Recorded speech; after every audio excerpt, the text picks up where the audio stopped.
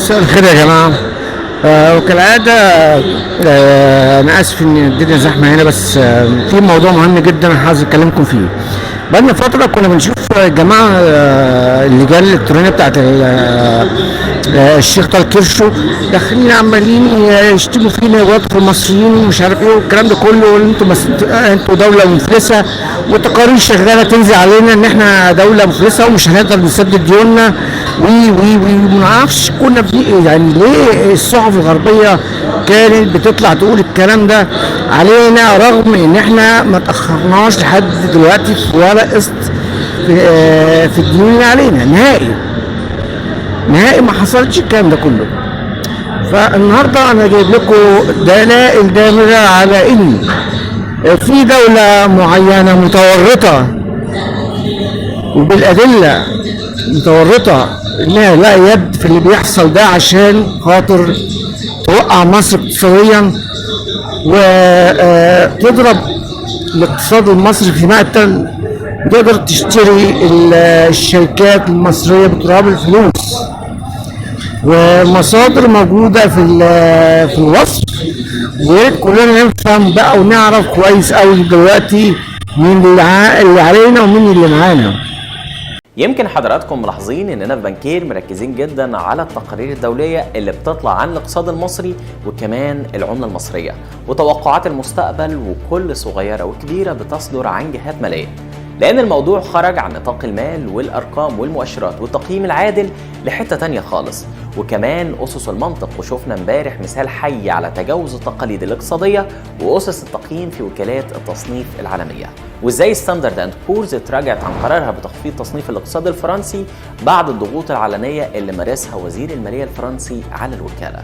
النهارده مصر بترد بقوه بالارقام اللي ما تعرفش تكذب على كل جهه وبنك ومؤسسه ماليه شككت في قدره اقتصاد مصر على سداد الديون ورهنت على انهيار الجنيه والعمله المصريه.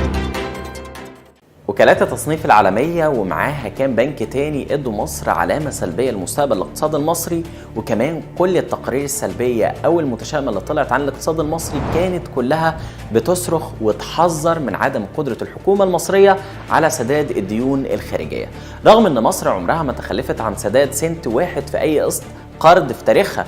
وده كلام رئيس الحكومة نفسها وكلام الأرقام المعلنة. يعني مصر لما تقول كده محدش هيقدر يكذبها ويقول لها مثلا لا انت ما دفعتيش قسط سنة كذا وفي شهر كذا مصر اتأخرت عن تسديد القسط الفلاني. يعني لما نقول مصر فعلا عمرها ما اتعثرت في سداد الديون يبقى كلام مسلم بيه.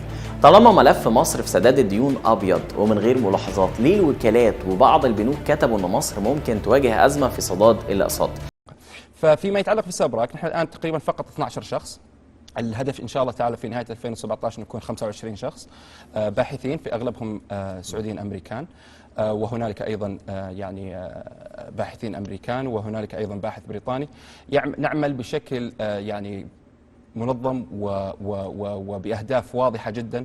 للأسف الشديد كل الكلام اللي اتقال في الجزئية دي بالذات كان لغرض تاني وحاجة في نفس يعقوب، مش لوجه الله أو الاقتصاد. وكلنا عرفنا علاقة البنوك والوكالات دي بشبكة شركات وعلاقات مع رجال الأعمال عايزين يموتوا السعر في شركات المعروض حصصها للبيع، ودي شغل بيزنس كلنا فاهمينه. يبقى واضح جدا علاقة بعض الوكالات والبنوك واللي جزء منها ملك أو شركاء في رأس مالها بيتحكم فيه ناس بتسعى لشراء حصص الشركات.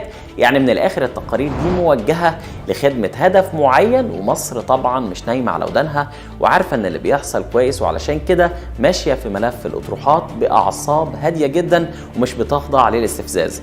طيب نرجع حضرتك لقصة الديون وان مصر ممكن ما تقدرش تدفع علشان أزمة الدولار اللي في السوق. اولا لو هنتكلم اقتصاد يبقى لازم نفصل بين ازمه الدولار في الاسواق وبين تعهد مصر في سداد التزاماتها الدوليه، بمعنى ان طول السنين اللي فاتت مصر كانت بتسدد اقساط وخدمه الديون مهما كان الوضع في سوق العملات. يعني الحكومه حتى لو في ازمه نقص الدولار ومهما كانت شدتها بتبقى عامله حسابها وموفره الاقساط منين، دي بقى مش شغلتك انت، ليك فلوس ودولارات جديده واقساط تتسد في ميعادها. هتقول لي مصر بتجيب دولارات منين؟ هقول لك مش شغلك. الناس اللي قاعده في المركزي ليل نهار دي مش بتلعب، وفي 100 عين وعين على السوق وكل تفصيله بتحصل فيه. ايوه معلش، انت في دوله هي اللي اخترعت الفلوس والتجاره من آلاف السنين. المهم اخر بيانات صدرت عن البنك المركزي المصري بخصوص الوضع الخارجي لمصر والمنشور على موقعه الالكتروني قالت ان خدمه الدين الخارجي المسدده خلال العام الماضي توزعت بين 19.1 مليار دولار اقساط الدين و5.4 مليار دولار فوائد مدفوعه. يعني حضرتك مصر سددت 24 مليار دولار في سنه القحط او الازمه.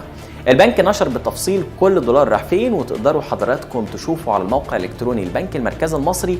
لكن اللي يهمنا من التقرير ده ان وجه صفعه عالميه لكل اصحاب التقارير المدفوعه مسبقا وكمان المشبوهه والموجهه، وكشفت في الوقت نفسه على قدره الدوله المصريه على التعامل مع كل الاحتمالات. كنت معاكم انا عبد المنعم ابراهيم، والى اللقاء. بانكير، نبض البنوك.